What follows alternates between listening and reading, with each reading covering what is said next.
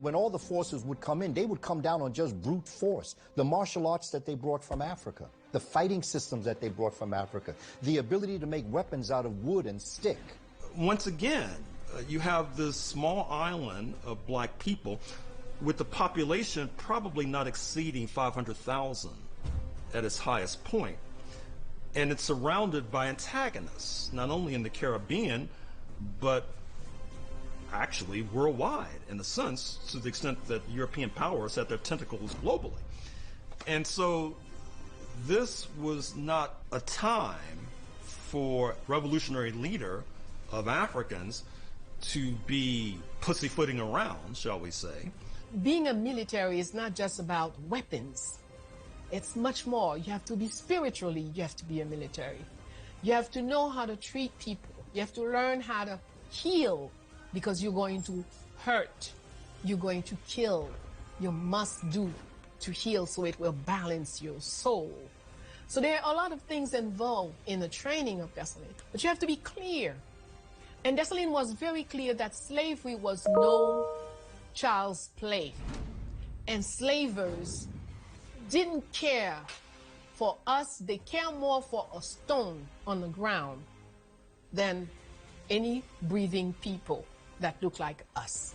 They spared no one who was fighting against them, as any soldier should do. And so the Africans proved to be extraordinarily good swordsmen. They were extraordinary with using lances, or what we call spears, and they learned very quickly how to be extraordinary using a rifle. And so we defeated the French straight up and hands down. One of the really interesting things when you examine the French testimony is the frustration that the French particularly had with this tactic. They complain about it, they call it cowardice or whatever else, but then in other places, when the time was right, you hear French soldiers talking about a guy jumped down the cannon today, and these are the people we have to fight.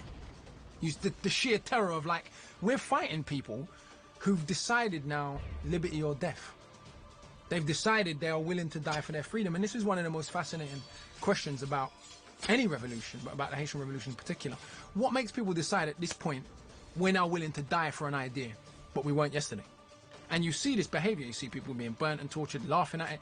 You see people recklessly risking their life. Battle of Vertier, if you look at the French testimony of that final battle, the African behavior in that battle, we would say, was so militarily reckless, i.e. they were so willing to die for their freedom, that the French stopped the battle in the middle to congratulate them and say, listen, we've never seen people die like this. By the time Dessalines rises, circa 1803, circa 1804, the revolution is pretty far down the road, and he had learned the lessons that had ensnared Toussaint and was not about to be arrested and detained by supposed negotiators in good faith. Not only were women very active, there are lots of children active in the fight. Children who made their names. And, you know, as looking out for, climbing on top of trees to look out for what's happening and alerting. Most Africans who was fighting in Haiti were like first, at most, second generation from Africa. So they still had the African martial arts skills as a part of their repertoire in terms of fighting. And then, of course, there are other kinds of tactics. Arson was very successful. And of course, arson was very successfully used by the enslaved Africans in North America as well. That was one of the major tools in our toolkit right here in North America. And at a certain point, the European colonizers had to make a judgment as to whether or not it was worthwhile to continue to endure losses, that is to say, deaths, in trying to subdue these revolutionaries, when it's not clear that even if you did triumph, you would inherit a charred and burned landscape. Bonaparte sends this huge armada, thinking, we're gonna get rid of these people, right? But they try to use ruse. That's the other thing. The Haitians really knew how to use ruse, right? They would do all kinds of things like keep changing their clothes and going around to make as if they had more people than they had, stuff like that. Or, you know, the Europeans loved, sleeping with black women or whatever. They never thought that these black women would go back and tell the African warriors what was going on. They used everything that was in their hands. Napoleon's campaign against the Haitians, it was a racial agenda. Napoleon specifically stated that he did not want a black republic. We cannot have a black republic. This thing was completely racial. French writers, a lot of French writers were like, there must be some white person behind this. It's the abolitionists' fault. It's this person's fault. It's those guys who stirred up something else. There was this constant blaming of so-called white agitators. Dessalines, Toussaint, they didn't kill every white person on the island. That's a misconception. We were in war, and we were slaves. And within this slave, we had to fight for our independence. And in this process, you still had certain whites that were with the Haitians. And so they create this model constitution, but they apply it to the circumstance of Haiti. So they say no plantations can exist. No white folks can own land. But they realize that all white folks are not the same, and so they have a special compensation for Polish white folks who joined their revolution and helped them to defeat the French. At the end of the war, once the victory against France had happened, what Dessalines said to them, that because of the horrific genocide you've meted out against my people, you've got to go. You can't stay. He accepted their surrender. 7,000 of them surrendered and was pulled out of the country and went back home. The officers under Rochambeau and the others, who he got a ship for them, fully equipped the ship, and let them go home free. But his request was, all of you go home, okay? Can't stay here. The only people that can stay is the Italians and the Polish who fought with us, and the Germans who did not lift any arms against us. After trying everything and couldn't get off the island, so then he had to come in front of Dessalines. And according to his own journal, he said, Dessalines was magnanimous. He complimented him. He said, you're a good soldier, even if you've lost. They're supposed to give their sword to the winner. He says, no, keep your sword. You're a good soldier. I don't need your sword. I got my own. And so he's, what are you going to do to me? He says, nothing. I'm going to send you back to France. And your task will be to let them know never to set foot on this island again. What's really significant about this, Dessalines, is that Rochambeau told everybody, I'm going to get that Negro, I'm going to do all kinds of heinous things to him.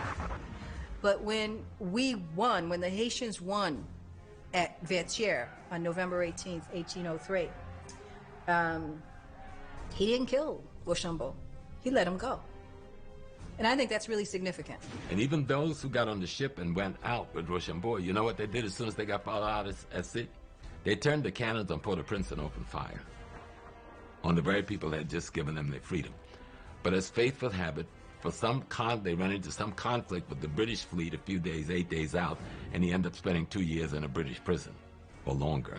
Dessalines obviously did kill a lot of white folks, especially the French, right? I think there was like 50,000 soldiers that came to re-enslave us, and 7,000 left alive. And this is really interesting, the way that European imagery of black people came back to haunt them.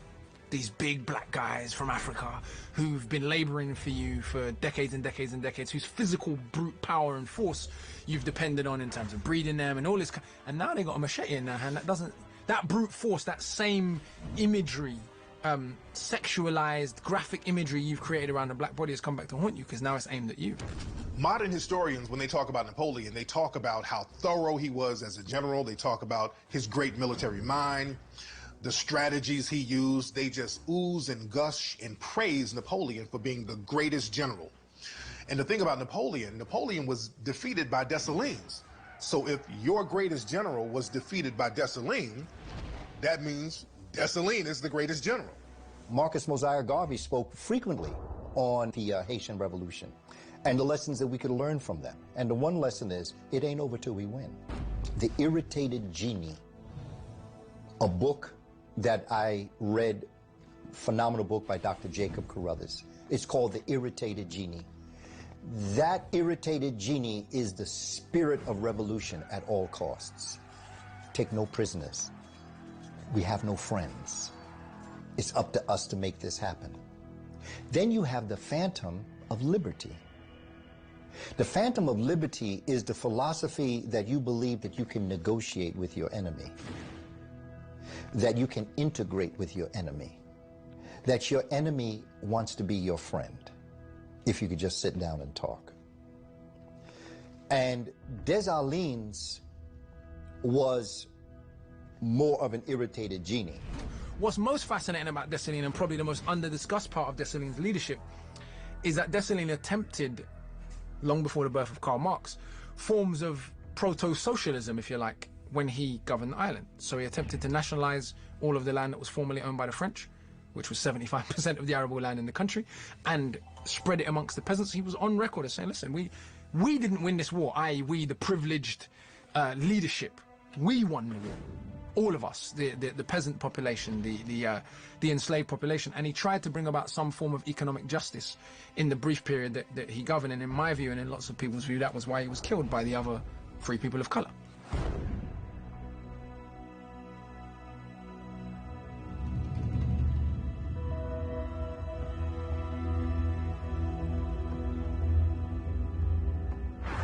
On January 1st, 1804, he declared Haiti independence. And the first sentence of our first constitution says, Haiti is independent from all powers of the universe. Haiti liberated 5 South American nations, you know, from Venezuela, Colombia, all the way down. We liberated also the entire island, right? The Dominican Republic didn't exist. Not only did Haiti get their own freedom, and this is what was so dangerous to the white supremacists, Haiti helped other Latin American nations get rid of slavery. Like Ecuador, it stopped slavery in Ecuador. They helped them get rid of slavery. They helped Venezuela get rid of slavery. They helped the Dominican Republic get rid of slavery. So that was a big fear of all the other Western powers, that this nation of African warriors were stopping slavery all over the hemisphere. So this is why even today they have to subjugate Haiti. When Miranda came from Ecuador, he was trying to come out of slavery, and he had lots of problems. U.S. was giving him trouble. He came here. Dessalines welcomed him.